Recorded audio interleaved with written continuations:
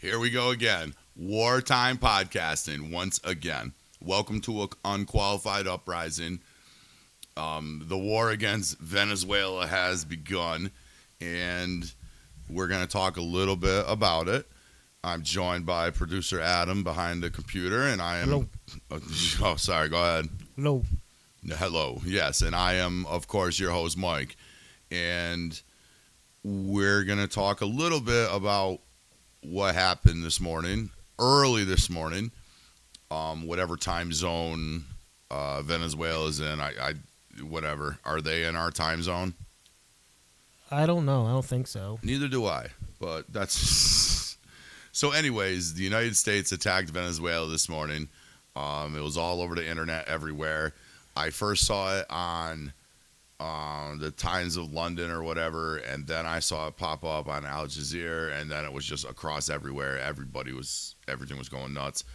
I tried to watch some Venezuelan stuff, but they were just all screaming and running, so I didn't really understand what anyone was saying. But I saw the rockets, I saw everything going on. We supposedly took their leader, that's some gangster shit if you really think about it. We stole their leader. And I'm smiling right now just because I'm trying to have a good camera face. But if I could really get into what I actually feel about that, I appreciate it. And like and subscribe on YouTube and Rumble. The studio is growing. The equipment is growing. And we're trying. We're doing our best. We're trying. Whatever. Anyways, I'm lost for words. But I remember I was in 4th grade in Mrs. Vodasek's class in Marieville School House or whatever it was, Marieville School. And she turned on the TV, which was rare. She didn't usually bring the TV in, only to watch Voyage of the Mimi. Now that is a reference that not a lot of people are going to get, but that was a thing we used to watch. She brought in the television and turned it to whatever it was, CNN, whatever it was, and it was the Iraq War. So this was 90. No, this had to be, how old am I? I was in 4th grade. So yeah, it's 89, 92, whenever we invaded, the Iraq War. Operation Desert Storm. And we had to write letters to the troops and do all that kind of shit. And I didn't really understand it. My father was in the Navy. Both my uncles were in the Navy. I don't know if my grandfather was in the Navy.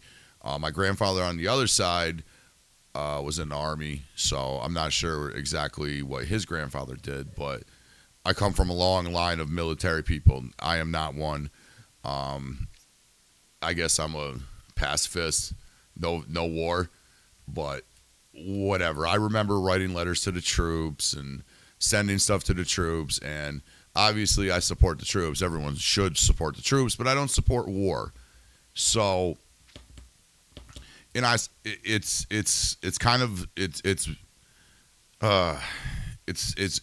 like real epic foreshadowing, because I was just talking to one of my buddies, and we were just talking about this. What are we gonna do? We're gonna go fight in the fucking jungles again? Well, apparently we are. Right now we're fighting in the cities, but I know there are some jungles in Venezuela, so hopefully we don't end up in the jungles fighting again, because the last time we did that, it didn't work out very well. But why? Why did we go after Venezuela? Well, their dictator, Moderno, whatever, not the medication, the other one, the Maduro? Maduro. What's his name? Nicolas Maduro? Yep. Okay. So he's like some kind of socialist, fascist kind of governments guy.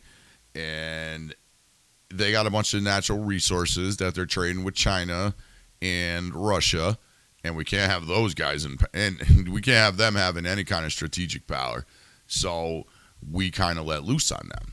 And I'm going to get into how CBS News reported it and blah, blah, blah. We'll see what they say. But as of right now, we invaded Venezuela, took their leader, not necessarily on false pretenses, but with the drug boats and the fentanyl and the kind of a despot ruler, as they were calling this Maduro guy. But we're going to see what CBS News says.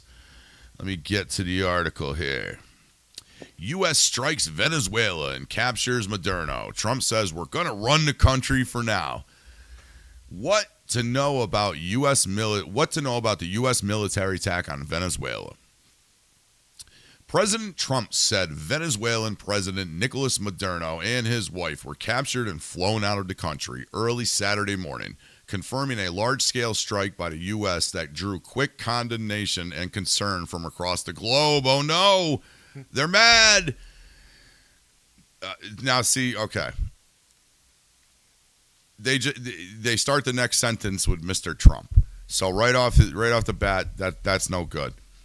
President Trump said in a press conference that the U.S. would run Venezuela on a temporary basis during the transition and get the oil flowing. I think he said the loud part. I think he said the soft part out loud.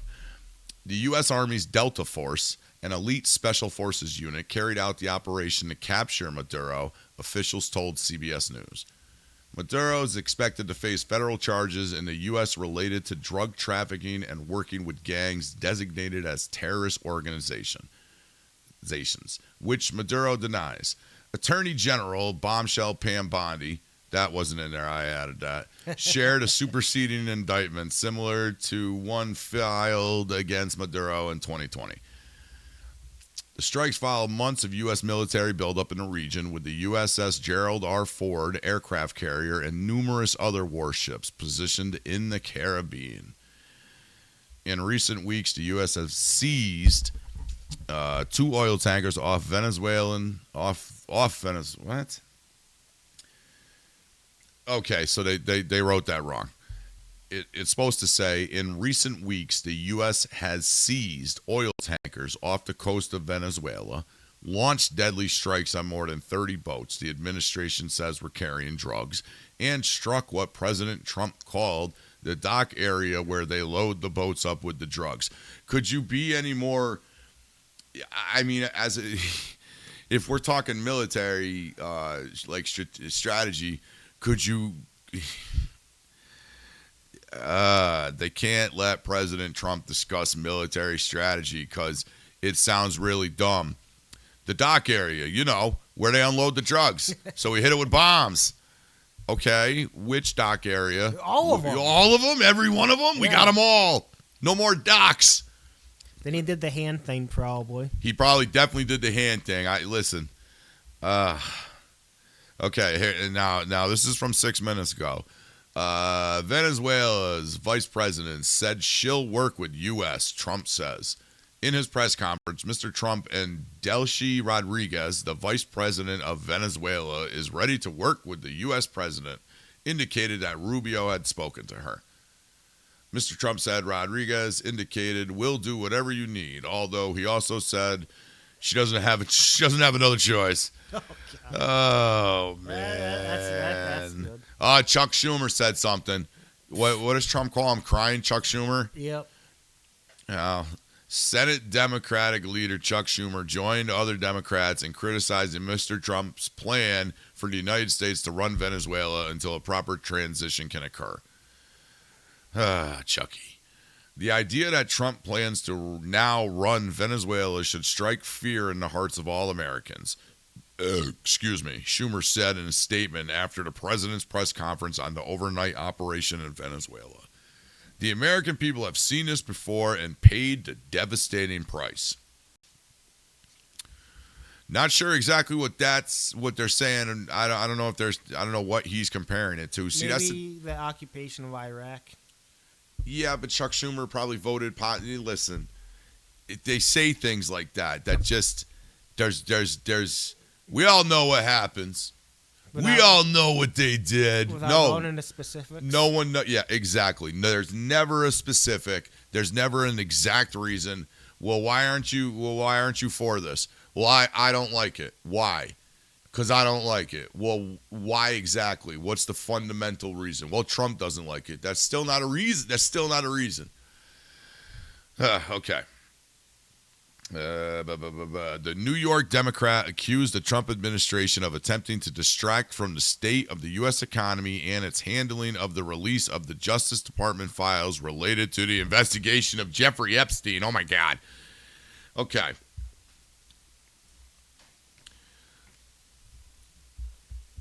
That's the dumbest thing I've ever heard in my life.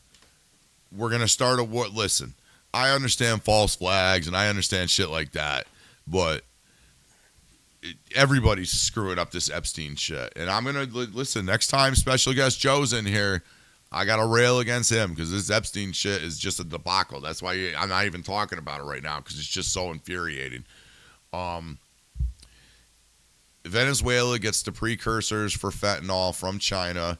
They make the fentanyl in Venezuela and then ship it up the fucking Silk Road or the Silk River or whatever they fucking call it and bring it in through Mexico or bring it in through the fucking wherever they bring it in through Florida. Who the fuck cares where they bring it into? We don't want it. And I'm sure whatever drug dealers are like, no, we want it. I'm sorry. I'm sorry to disappoint everyone out there. We watched the Nick Shirley Somalian video, but we also watched the Nick Shirley in Portland video where motherfuckers are just laying on the ground, just passed out, all on drugs, or they're in Antifa. We don't want any of that shit. That's what Venezuela is right now. If people think they're living under fascism in America, they don't understand the definition of fascism. Fascism, as I say it, fascism would be them coming in right now to this. It's not live, but we are recording this. The government coming in, beating me up, breaking all the cameras, beating Adam up, and bringing us and stuffing us in a gulag for speaking anything against the government or even criticizing the government lightly. That's what fascism is. Fascism is you go to jail for being a particular color, particular religion. That doesn't happen in this country, as most people want as the loudest green-haired land whale, never going to need an abortion, but screams that she demands that everyone can have abortions. Those people are the problem. Those are the ones that are causing a lot of the issues in this country, and they always have. We can't. I don't want war, granted. But you can't send drugs up here just willy-nilly, especially drugs that are that dangerous. There's nothing fascist about blowing drug boats out of the water. I understand if they're hitting fishermen and tourist boats, but they're not. Everyone knows they're not. If Trump's a fascist, he's the worst fascist in history. I didn't hear about any of the where's all the camps? I thought there was going to be camps for people to go. I thought they had to be. I thought there was going to be camps. Whoa, where's all the camps? Where's all these people getting shipped off to camps? I didn't see anything about it. What happened? That was all over TikTok. There's no such thing as fascism in this country. Maybe taxes. Taxes are probably the only form of fascism in this country, but it's obviously capitalism. But you have to do it. They're making you do it.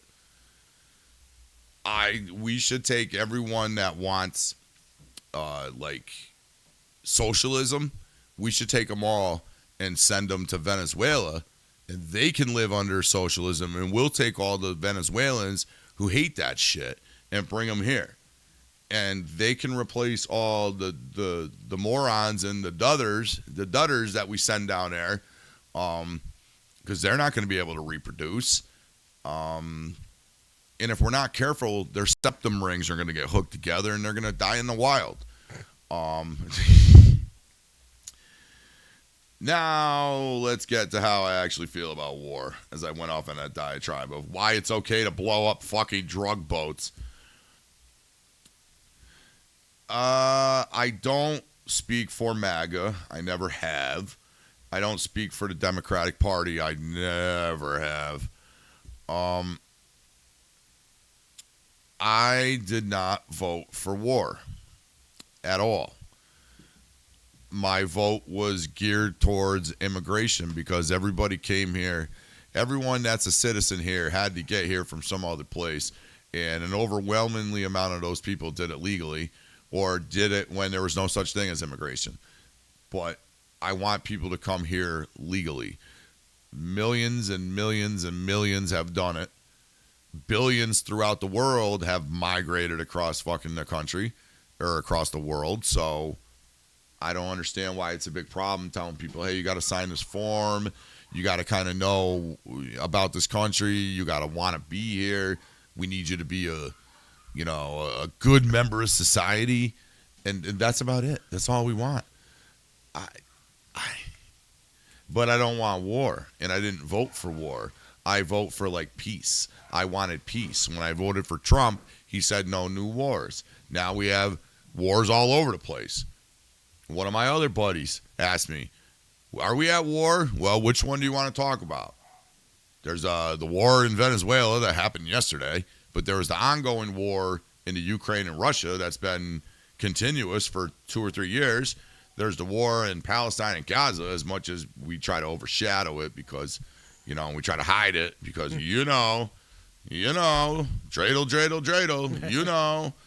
but you can't. And the Iran, we hit Iran with the Iran nuclear fucking scare. We hit their fucking place. We blew up all their centrifuges.